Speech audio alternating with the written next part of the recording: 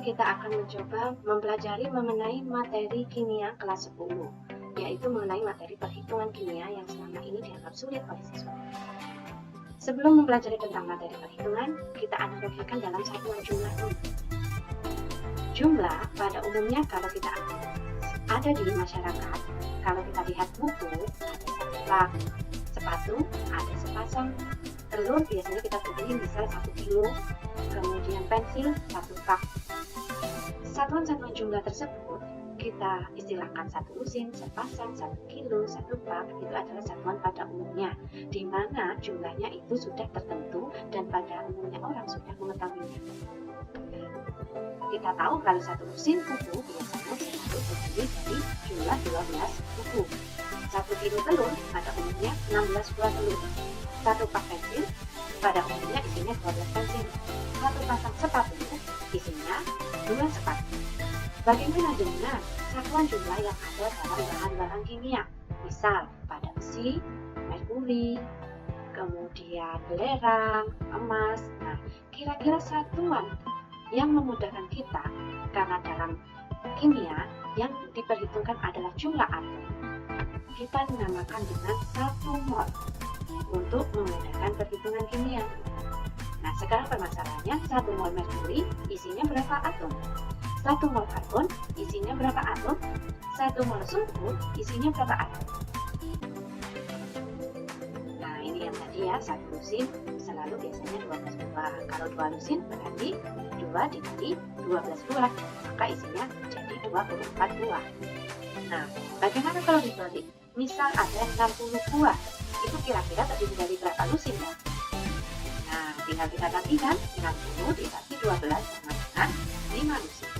Jadi, kalau kita mempunyai 60 buah pensil, berarti itu isinya 5 lusin. Maka 1 lusin hubungannya dengan jumlah buah atau biji itu sama dengan dikali 12. Kalau kita menemukan jumlah buah untuk mengetahui jumlah lusin, maka sama dengan dibagi 12. Nah, 12 itu sudah ketentuan umum dari isi 1 lusin. Nah, bagaimana dengan jumlah mol? Jumlah mol itu kaitannya dengan jumlah partikel. Kira-kira dikali berapakah? Kalau kita punya 1 mol, berapa jumlah partikelnya? Kalau kita punya sejumlah partikel, untuk menghitung mol, perlu kita bagi. Tapi dibagi dengan berapa? Nah, itu kita bahas. Bagaimana hubungan mol dengan massa? Mol dengan massa, kalau tadi hubungan mol dengan jumlah partikel, karena dalam satuan kimia biasanya berhubungan dengan jumlah partikel, kadang juga bisa berhubungan dengan massa, juga berhubungan dengan volume. Hari ini kita bahas dulu mengenai hubungan mol dan massa.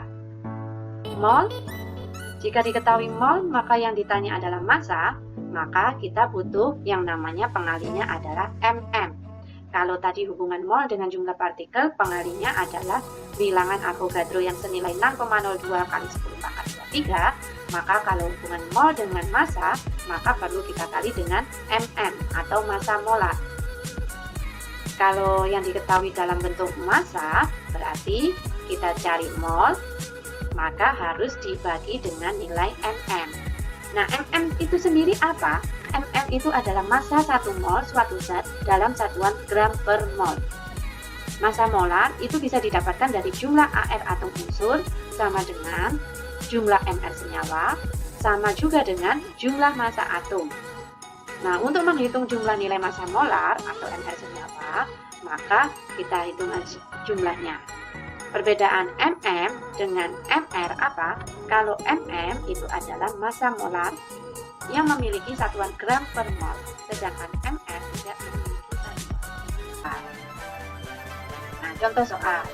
Hitung berapa mol molekul yang terdapat dalam 6 gram glukosa. Nah, ini kita lakukan perhitungan, maka yang diketahui adalah gram glukosa atau massanya glukosa ya. C6H12O6 sebanyak 6 gram.